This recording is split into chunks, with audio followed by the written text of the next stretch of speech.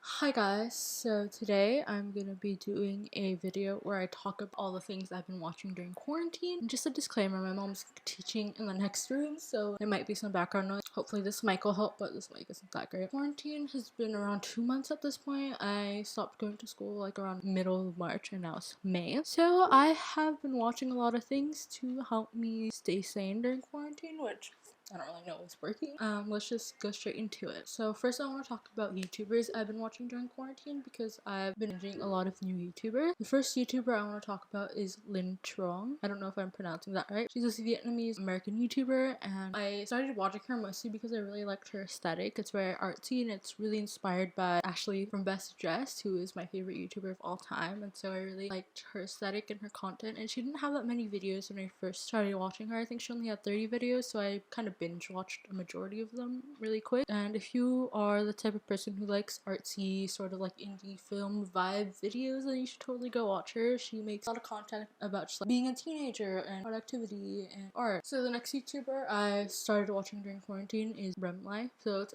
Miss Remy Ashton's vlog channel. I only really started watching her like the first like couple of weeks of quarantine, then I kind of stopped because I started watching like TV shows and movies and stuff. But basically I started watching her content because she was moving to like a nice big house. That sounded really fun because, you know, we all have those dreams of decorating like a nice house, and it was really cool just to see her like cleaning up and packing and all this stuff. She posted every single day or like every other day, and these vlogs are like 20-30 minutes long, so it really helped me stay entertained during this quarantine. But I kind of just stopped watching after like the first like 10 vlogs. And the next YouTuber I want to talk about is Dustin Vuong, which I hope I'm pronouncing that right. He's also another Vietnamese American YouTuber. A lot of people describe Dustin as the new Conan Gray. Like before Conan Gray became like this huge pop star, like he was a YouTuber, and Dustin's content is a lot like old Conan's content, but like a little bit more updated with the times. But I honestly never really watched that much of Conan Gray's content before he became a singer. But I just really liked the aesthetic of his videos. It's also very artsy, and he talks a lot about what it's like being a teen and growing up Asian in America, and I just really relate to his content and I really like his aesthetic. And I just realized the last 3 YouTubers I mentioned were all Asian. I want to give an honorable mention to Ava Jewel's vlog. I've been watching Ava Jewel's for almost 2 years at this point, and during this quarantine she's been uploading on her vlog channel like every other day. Watching her vlogs are like very calming, and like she's very productive and inspires me a lot to like do things during quarantine. Also, she lives in Hawaii, so she get all those like beach vibes, and I just love Ava. She's huge like a ray of positivity. So now I want to talk about some TV shows I've been watching during quarantine. First one is Jane by Design. I only watched this because Ashley from Best Dressed said it was like one of her favorite shows, and it's what made her get into fashion. The show got cancelled after 1 season, which really sucks. The plot of Jane by Design is that Jane is this high school girl who is trying to find an internship at this high fashion label, but they mix up her application and she ends up applying as an assistant to one of the executives. And then so it's sort of like this Hannah Montana double life, trying to be a high school and also be like this important person in high fashion, take her age and all that. It's really interesting to see her juggle those two. I liked it because it sort of gives like the vibes of like trashy mid-2000 TV shows where like everything is so dramatic, but it's like a bit more toned down and it's still a bit more relatable, and like the situations you find these characters in are very interesting. Next show I watched is Project Runway, specifically season 17. When I was little, I watched a lot of Project Runway. I think I watched a couple seasons and I was like obsessed with Project Runway, and after I watched Jane by Design I was like, oh, we should watch Project Runway because it's also about fashion. Season 17 is the first season without Heidi Klum and Tim Gunn. So instead of Heidi Klum, it's Carly Kloss, and instead of Tim Gunn, it is Cristiano Siriano. And at first I was very iffy about having Carly and Christian because I was so used to Heidi and Tim and like their dynamics with the cast, even though I literally haven't watched Project Runway since I was 10. But I really liked the way these two helped the designers, and Carly was a lot more hands-on and had these like cool new challenges. And also this season was so emotional. There were episodes where I cried because people, you know, were talking about their life stories. The next show I want to talk about is La Casa de Papel, or Money Heist. I watched season 1 a while back in like January or February, and I never continued it until season 4 came out, and that's all anyone would ever talk about. So I decided, you know, to give it a shot and like finish it. Casa de Papel is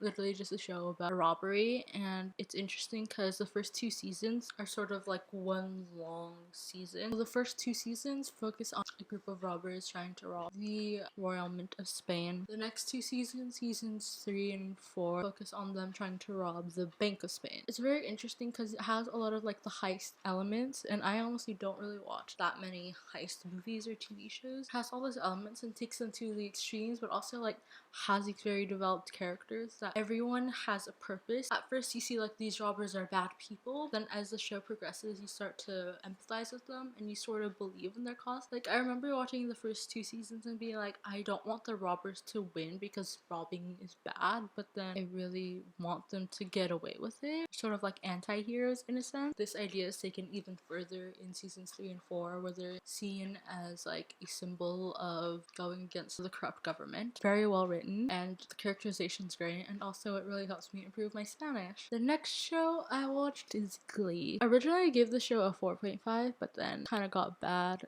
after season 4. I watched all these shows with my sister and then we were trying to figure out what show to watch next, and I was like, yeah, let's watch Glee because I watched like Trin Lovell do videos about Glee and I know she really liked it, and I kind of just thought Glee would be like a bad trashy high school TV show. It ended up being really good, at least for the first 3 seasons. I'm almost done with the show. I think I only have a couple episodes left of season 6. I had such low expectations and the show blew them out of the water. Glee was a show that made me cry more than any other show, and I never would have expected that from a show about kids in a show choir. So next we're gonna talk about movies, and I've watched about 25 movies in the past 2 to 2.5 months. So the first movie I watched is Color Out of Space. It stars Nicolas Cage and it's sort of about this weird like world in the future where there's like an asteroid and it like messes everyone up, and I think like the aesthetic of the movie was good and I feel like they could have done better. Next movie is 20th Century Woman. I only watched this because of Greta Gerwig, because Greta Gerwig is starring in it and I love Lady Bird and Little Woman, and it was a really good coming of age movie, but it wasn't just a coming of age for teenagers, it was a coming of age for all these characters. So it's basically there's this teenage boy and he's raised by a single mom and she doesn't really know how to like raise him to be a man, and she enlists the help of other women to help like raise him, and then we learn a lot about these characters and it's just great. The next movie I watched is 1917. I mean, everyone has talked about 1917. I only watched it because it like won a lot in the Oscars and it was good. It's just like a war movie and I just don't really like war movies, that's why I didn't rank it as high. The next movie is The Florida Project. It's basically just about like these kids living in Florida. It was really fun and interesting,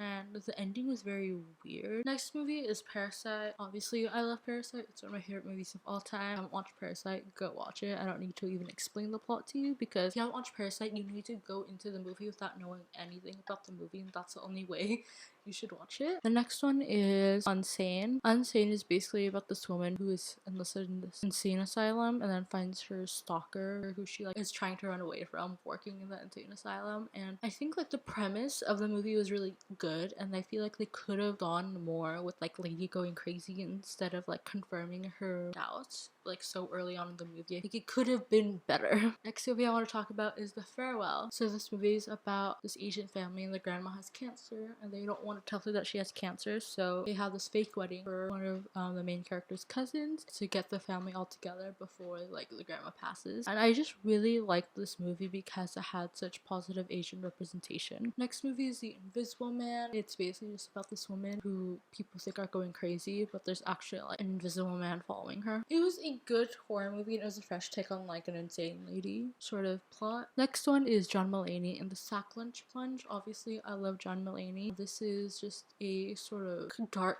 comedy musical for kids and it weirdly worked. Next is Back to the Future. I watched this because it's one of my friend's favorite movies and I understand why. Now I'm planning to watch more 80s movies because of this. Next one is Onward, which is another one of the same friend's favorite movie. This is one of the newer Pixar movies and I feel like it's so underrated because no one ever talks about it, but the plot is really good and it made me tear up and I know a lot of people cried, so go watch it if you haven't. Next is Chicago. I watched this because I just wanted to watch more musicals it was really good. I really liked the music and the plot and the setting. Next is Tiger King. Obviously, I don't have to explain what Tiger King is. Everyone's watched it. It's just so weird and crazy. Next movie is Her. So Her is basically about this man who falls in love with an AI system. It stars Joaquin Phoenix, and a lot of people says this is Joaquin Phoenix's best role. And obviously, you know, Joaquin Phoenix played the Joker and won an Oscar for it, but he was a way better in this movie. Next is Money Heist: The Phenomenon. This is just a documentary about the behind the scenes of Money Heist, the TV show, and it was cute and like gave a lot of like insight. Next is Isle of Dogs. This is the first Wes Anderson movie I watched. I just wanted to ease into the director's work. It's a stop motion claymation about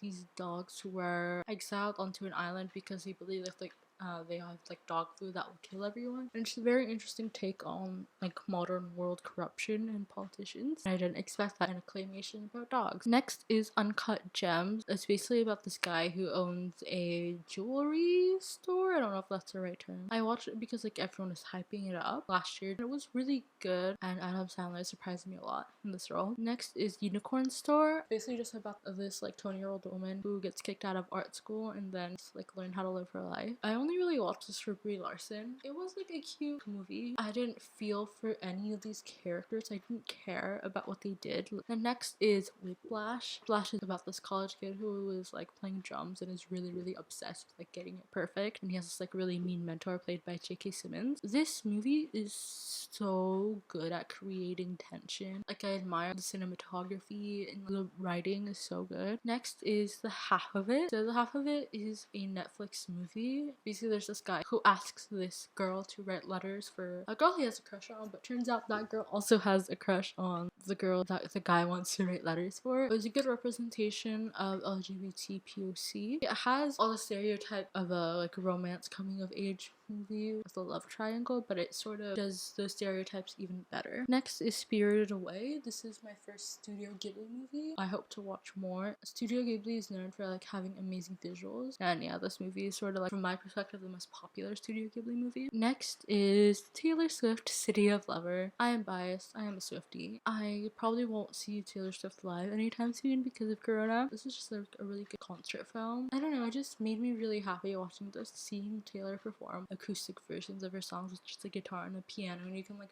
really see how much these songs mean to her. Next is Girl Interrupted. Basically about this girl who is suicidal and is sent to an insane asylum. I only really watched this for Winona Ryder and Angelina Jolie, and I didn't really know the premise of the movie before I watched it, which is sort of a trend. I don't like to know what the movie's about before I watch it. It was a good movie and the actor's really good. I just feel like the first act of the movie was really boring. And then next we have Taylor Swift Reputation Stadium Tour. This is like one of the best concert movies I've watched, even though I haven't even watched that many concert movies. I was like one of the people who really doubted Taylor Swift during the Reputation era, and I didn't like Reputation, but now I'll listen to that album over and over again. And the last movie I've watched as of now is Someone Great, which is another Netflix movie. So it's about this girl who boyfriend breaks up with her after 9 years of dating, and apparently this movie inspired Death by a Thousand Cuts, which is another Taylor Swift song, and it's such a good movie. It's sort of like a feel-good movie, even though it's about heartbreak, and like the cast is amazing. It's like about like 3 strong women taking on the world together, and I really liked it. So that's all the movies I've watched so far. I'm probably gonna watch more movies after this, so if you want to see what movies I'm watching, go follow my Letterboxd. And yeah, if you want me to do more videos like this, don't forget to like, comment, and subscribe, and I'll see you in the next video. Bye!